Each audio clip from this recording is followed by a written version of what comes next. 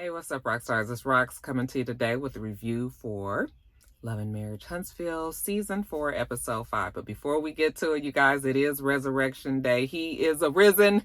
And yeah, just for old time's sake, I just wanted to give you a selection, shall we? Everlasting life, everlasting life, everlasting life is free.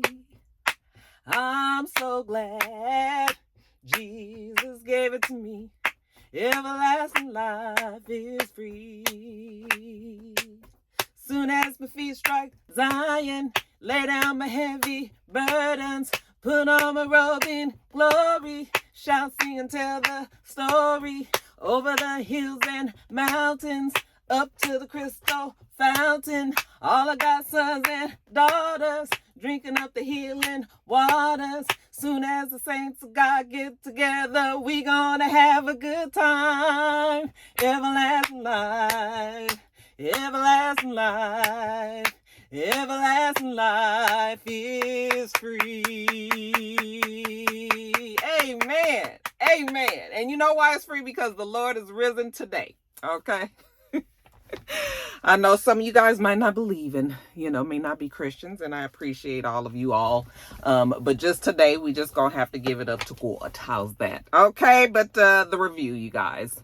It's Easter. There's a lot of moving parts going on around the itsrox household today. So I was like, let me hurry up and get out here and get this done, because otherwise I will not get it done. And I can't be doing 3 videos tomorrow. I got Love and Marriage. I got Tommy's show, and I got Candy's show tomorrow. So getting it all done now, you guys. But happy Easter to y'all. Hope you guys are having a great day with your families. All right, you guys. So the show starts with where it ended last week, which was with Kiki and Leticia having their argument. Remember, Leticia had went out to call Kimmy and was just like, I am so upset. My hands are shaking, and telling her what Kiki had said. And Kiki came out and she was like, now who you talking about me to now? Okay.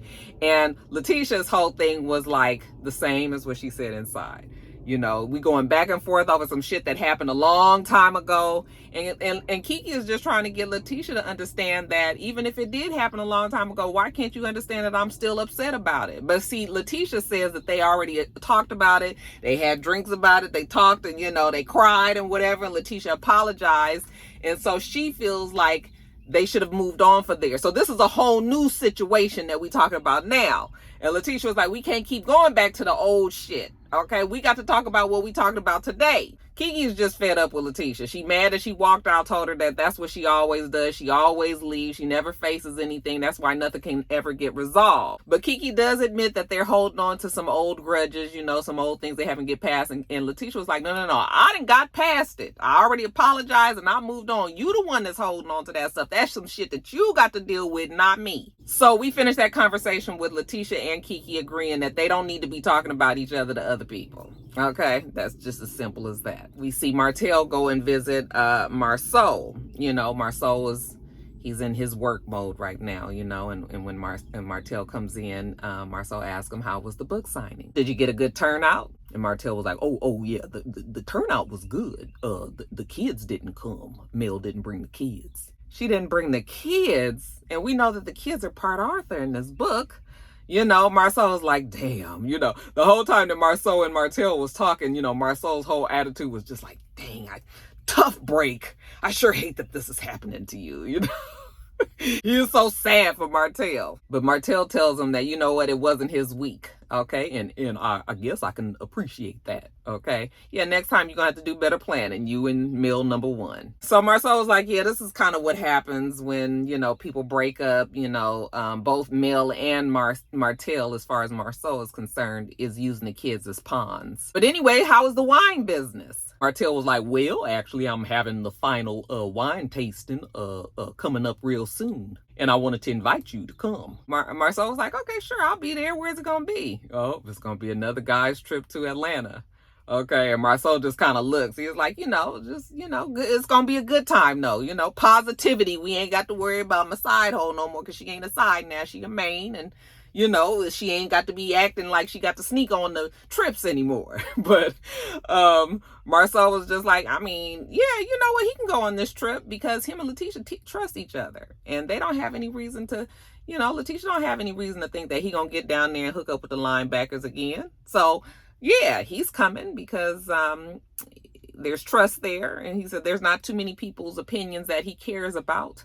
But of course, he cares about Leticia's the most. She's at the top of that list. All right. So as long as she's fine with it, he's fine. So count him in. So they're talking, and Martel is telling him how he's trying to get back to the old Martel, you know, leave all the drama behind and just get back to succeeding, winning. He even wants to surpass that. Okay. So tell me what you think about me coming back into Scout. And Marcel is just sort of like, yeah, I mean, you know, when Marcel and Martel worked together, it was a really good, it was a good partnership. You know, Martel is good at what he does. Marcel is good at what he does. They, you know, they work well together. So yeah, maybe they could, but you know what? It's not just him that has Scout now. It's him and Leticia. He has to speak to Leticia before he brings Martel in. And Scout is Scott plus Holt. That would be Scout. But they must have bought Martel out at some point. And Martel was just like, okay, yeah, he can appreciate that. Go on and talk to your wife and let him know. So we'll see if the team can get back together again. So Marcel goes back to their office and he's talking with Leticia. So she tells him, you know, I wanted to see if my mom could shadow you one day at work and if she can shadow the chef because Miss Wanda is real serious about this food truck business, okay? And so, you know, of course, Marcel, he has to kick and scream, you know, quietly, sarcastically, the way that he does. He know he gonna help his damn mama-in-law. He say he don't want to help her run a business, but he's going to do that. All right, so we get past that. Then he wants to run something by Leticia real quick. Martel came by and he suggested, you know, maybe he could buy back into Scout. And, you know, what do you think about that? And Leticia's like, well, you and Martel, y'all work well together. You know, you bring out the best in each other. You know, you help him in his weak spots. He helps you in your weak spots. And it's definitely a very good business team that you guys used to have. However, Leticia doesn't believe that she could trust Martel anymore because of all that shit that he did them first 2 seasons. Kept on saying that Marcel had all the girlfriends and just caused a lot of drama, even though we knew that shit was not true. He just really caused a lot of drama in the lives, and Leticia, you know, she didn't know what to think and all of that. So it did fuck up her marriage, or it did cause problems, I should say, in her marriage. Obviously, her and Marcel together. And she, you know, finally figured out that Martel was lying. But,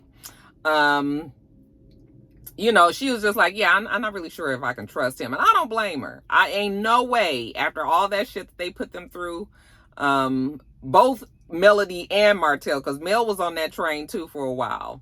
But with all the shit that they put in, I wouldn't want to be dealing with him either. Not like that. So Marcel was like, well, okay, he understands that. Okay. But he was thinking that maybe they'll test it out. I'm sorry, I forgot to tell you that Marcel told Martel in that conversation that maybe they could test out the relationship, the business relationship, you know, that he's helping Destiny get this salon suite off the ground, and maybe that he could have Martel coming in on, you know, like a partnership, just handling that one project and see how it goes. And that's when Martel tells him that, you know, he could appreciate it, you know, thanks him for that opportunity.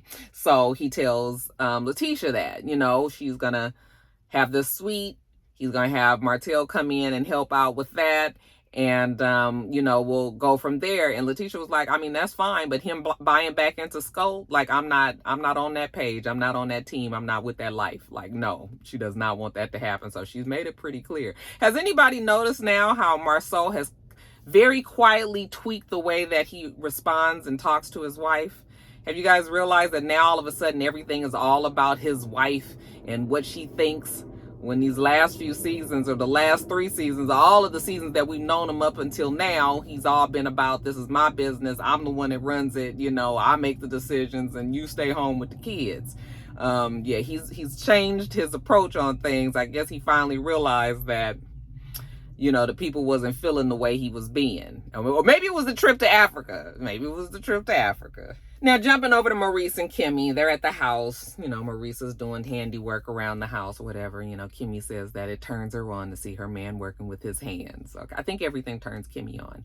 Anyway, they sit down and she tells him about the drama that happened between Leticia and Kiki, how she was home minding her own good damn business watching TV, and Leticia called her and started telling her about the conversation that she had with Kiki, but she was in the middle of the conversation with Kiki, and Kiki came out and was just like, you talking about me on the phone? And Maurice is sitting there listening. First of all, I'm just like, why do Maurice even care about any of this? But Kimmy is telling them, and you know, she's explaining to him, because at first he was thinking like, why are they calling you? And you know, they saying that you was talking about, no.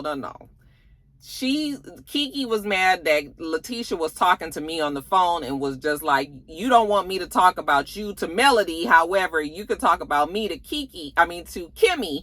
And he was just like, oh, okay. So she was just like, anyway, they was going on, and I was on the phone the whole time. And he was just like, well, you already know that the cousin and the daughter is going to go back and talk to the mama, talking about Wanda, and how Kimmy is going to get pulled into the middle of that some kind of way. I don't know how they could pull Kimmy into the middle of that. Kimmy was at home. She was not there. Leticia called her. There's no way that's her fault. But I guess Miss Wanda will figure out a way, child. So he was just like, I mean, just get ready, because you know you're going to be in the middle of it. But whatever, Kimmy ain't going to worry about it now. Something tells me that Kimmy's trying to stay real low profile and not be in any more beefs with Leticia. I think it causes more problems in her real family life, you know, than she needs it to be. So she's going to try to lay low this season. But anyway, Maurice, after he talks to his wife, you know, we see him at his office. You guys know he has that credit counseling, that credit fixing business as well. He's at his office, and Destiny comes there,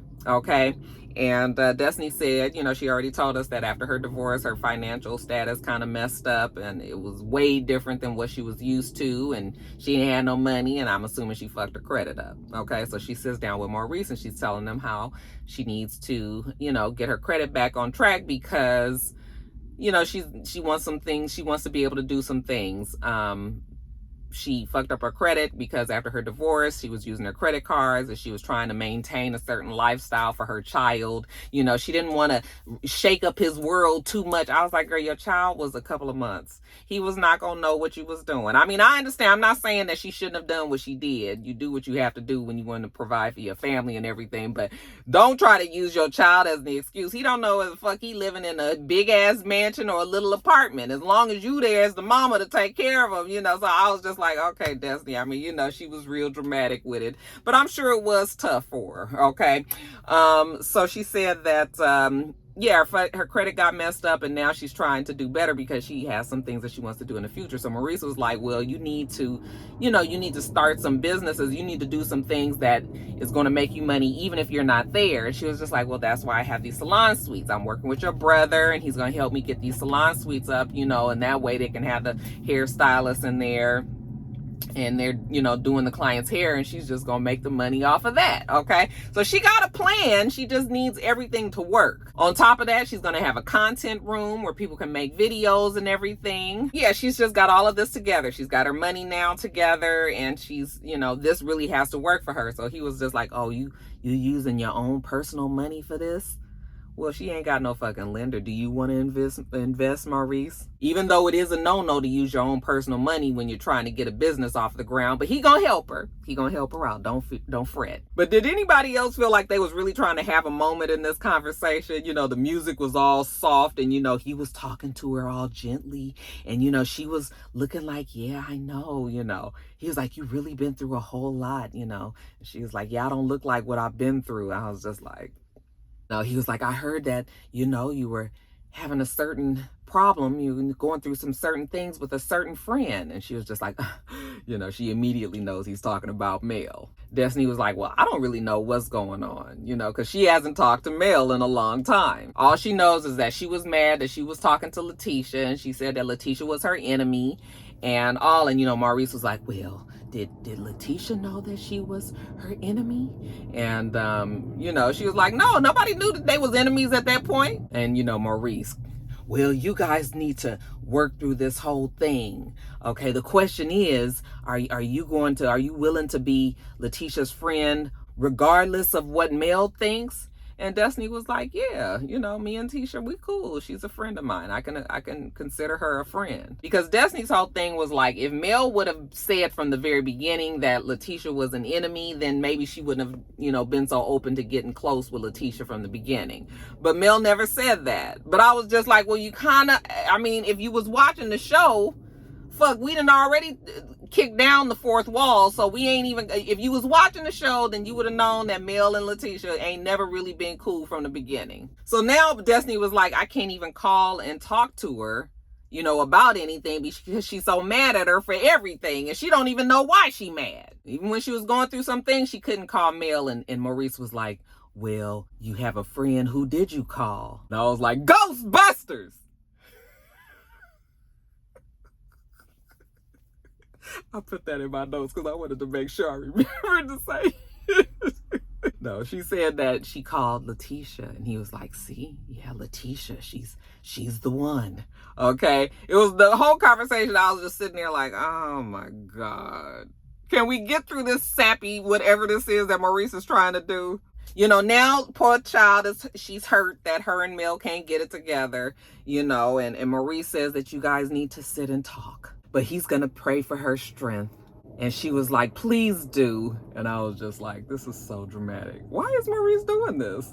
Child, I thought he was going to get up and hug her. And then I was like, don't do that. They'll make that something else on this show. Now, you guys, let's get to this conversation that Mel and Destiny had. When I tell you that Mel was ready, honey, Mel was mad. She was really, really mad. So I was just like, she was waiting. She was boiling. She couldn't wait for this scene.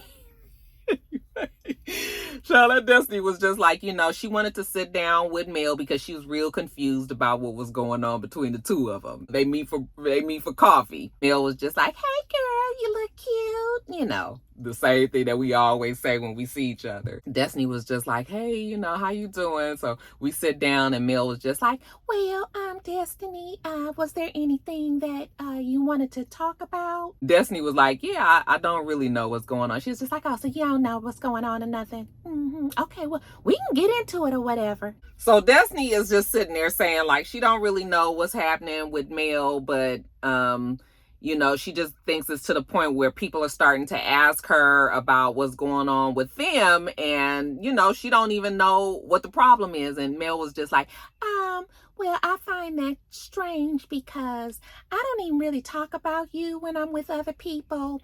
And even if I do, it's really vague. Well, Destiny said that she had a project that she was doing with one of Mel's friends. And just out of the blue, the friend called her one day and was just like, called a meeting and was just like, you know what? I think we need to put this whole project on hold because there's some shit going on with you and Melody. She saw it on social media and she's not really trying to be a part of the damn Holt drama train that goes on social media. You guys know that social media is all a part of this. That's the other cast member on this show. You know what, Destiny? My friend, she did call me and she was just like, what is going on with you and Destiny? Because I was on social media and I saw some things going on. I don't know what Destiny might have posted, but when I post something on social media, it just pertains to me and my life. Like, I don't even, to tell you the truth, I don't even really go on people's stories. So I guess Destiny had posted some things and they all automatically assumed that it had something to do with Mel. Mel was just like, you not fixing to sit up here and blame me for my friend saying that she didn't want to do business with you because of what they saw on social media. She was like, you know what? I'm not to blame for where her business is or is not where she wants to be. She's not going to put that on me. I said, girl, I don't blame you.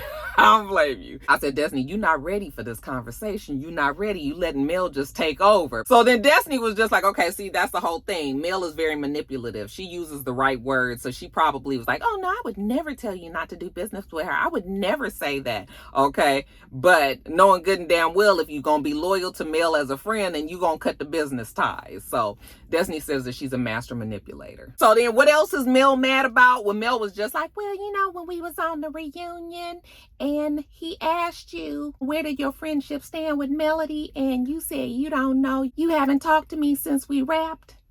And she was just like, yeah, I did say that. And she was just like, now, You know good and damn well that that is not true. She said, I was listening to you and I knew that it was inaccurate. So, Destiny, I'm just going to show you this. Girl, she get her phone. I'm just going to show you this. And, because me being the person that I am, I did not want to sit up on that stage and call you a straight up liar, but I could. So, let me just read to you.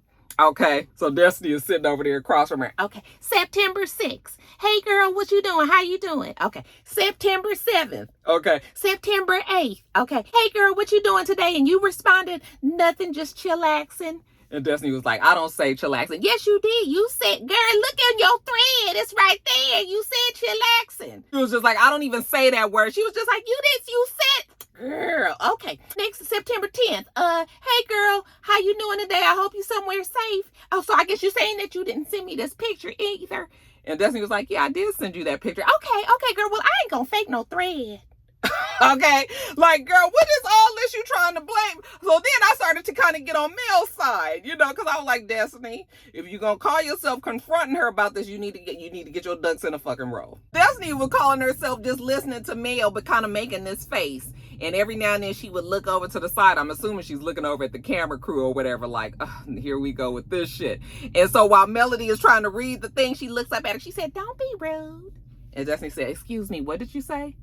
Don't be rude. She was just like, first of all, I am a grown-ass woman. She was just like, are you over here making all these fucking faces and everything, even though Mel is the queen of making faces, but Mel don't like when you do it to her. And Destiny was just like, well, you can sit up there and read all the text messages that you want. Because Destiny's thing is like, I haven't talked to you. But I was just like, Destiny, she was reaching out.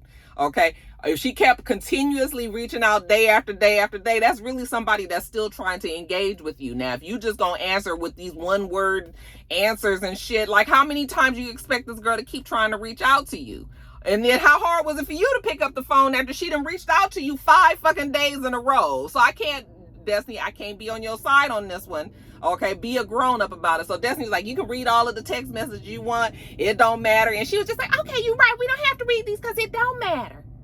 But the fact of the matter is, I allowed you to tell a falsehood and continue on with this narrative, and it was inaccurate. So Destiny was just sitting there still looking stupid. Melody was like, the fact that you knew that girl was my enemy, Destiny was like, I did not know you was that was your enemy. Yes, you did, Destiny. Yes, you did. You knew that was my frenemy or whatever. Listen, all I'm saying is, if you gonna be somebody that aligns with my ops, then that is not nobody that's being a village for me. I am going to keep it 100 with you, Destiny.